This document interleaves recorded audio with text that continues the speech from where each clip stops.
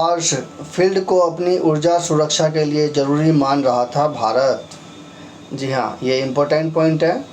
पश्चिमी एशिया में तेज़ी से बिगड़ते हालात के लिए इजराइल द्वारा ईरान के साउथ पार्श गैस फील्ड पर किया गया हमला केवल एक सैन्य कार्रवाई नहीं बल्कि वैश्विक ऊर्जा भू राजनीति से में बड़ा झटका माना जा रहा है। दुनिया के सबसे बड़े प्राकृतिक गैस भंडार साउथ पार्श पर हमले के बाद जहां ईरान की ऊर्जा क्षमता प्रभावित हुई है, वहीं इसका सीधा असर वैश्विक तेल गैस बाजार पर भी पड़ना तय है। पेपर के लिए इम्पोर्टेंट पॉइंट है ये लाइन, दुनिया के सबसे बड़े प्राकृतिक गैस भंडार साउथ पार्श पर हमला हुआ है। ये पेपर में आ सकता है। गैस बाजार यहाँ पर सीधा असर वैश्विक तेल और गैस बाजार पर भी पड़ सकता है।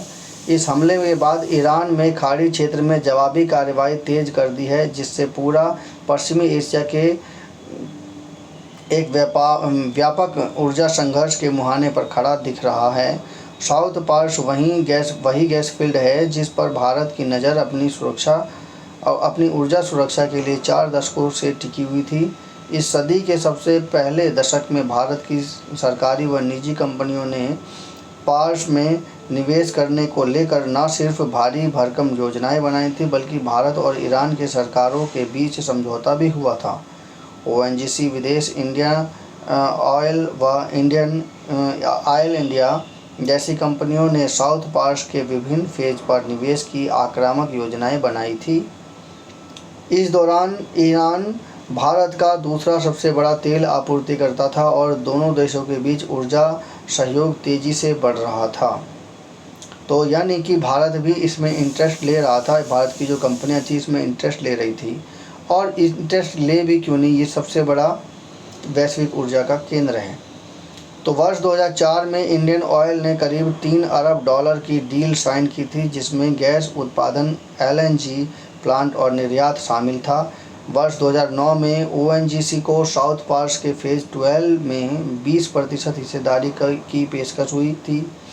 यह योजना ज़मीन पर लागू होती तो ओएनजीसी का विदेश में सबसे बड़ा निवेश होता और विदेश में भारत का सबसे बड़ा ऊर्जा भंडार होता। रूस के सखालीन से भी बड़ा, यानी ये सेकंड पॉइंट है जो पेपर में आ सकता है। रूस के सखालीन से भी बड़ा ये सबसे बड़ा ऊर्जा भंडार हो जाता भारत के लिए। तो पहले नंबर पे सखालीन हुआ रूस का भारत के लिए, और दूसरे नंबर पे ये आपका कौन सा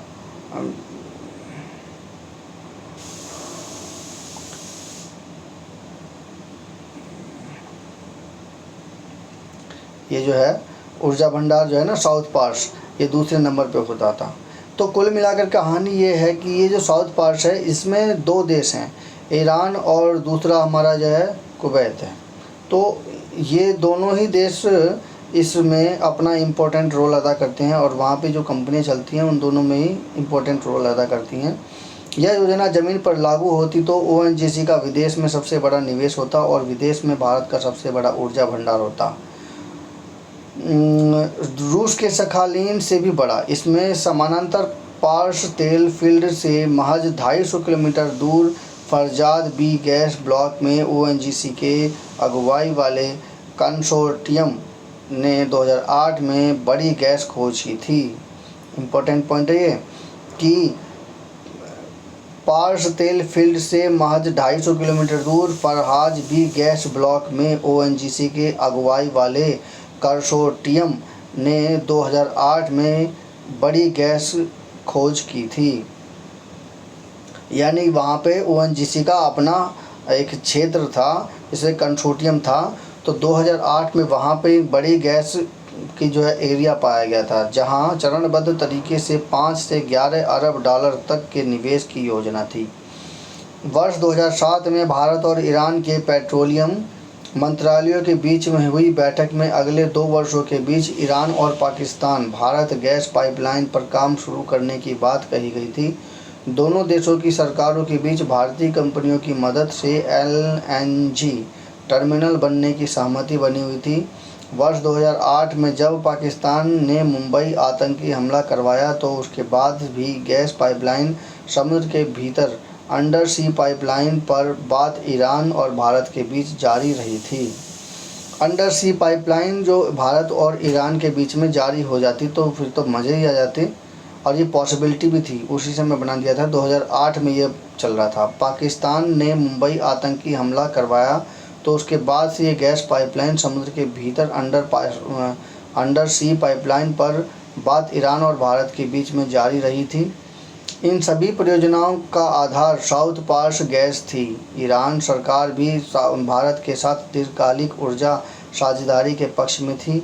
यह पूरी रणनीतिक अमेरिकी प्रतिबंधों के कारण धीरे धीरे धाराशायी हो गई। 2018 में राष्ट्रपति ट्रंप ने अपने पहले कार्यकाल में ईरान परमाणु समझौते को खारिज कर दिया। ईरान में कारोबार के लिए सभी तरह के वित्तीय और प्रौद्योगिकी ट्रांसफ़र को प्रतिबंधित कर दिया। इस वजहों से भारतीय कंपनियां निवेश नहीं कर सकी। आखिरकार 2021 में ईरान ने फरजाद बी का विकास कॉन्ट्रैक्ट अपनी घरेलू कंपनी को दे दिया, जिससे भारत बाहर हो गया।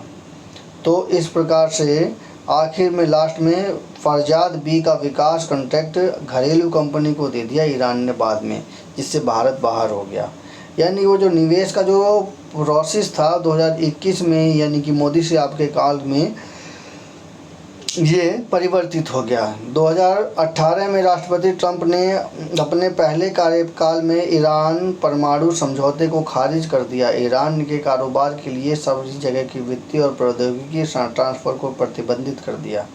सबसे बड़ी बात ये जो डोनाल्ड ट्रंप की 2018 में ईरान के ऊपर जो अटैक रहा है, सॉरी एक तरह का प्रतिबंध रहा है, जो परमाणु समझौते की वजह से जो प्रतिबंध रहा है वो ही सबसे भयंकर बड़ा है, और उसकी वजह से पूरी तरह से व्यापार बाधित हो गया है।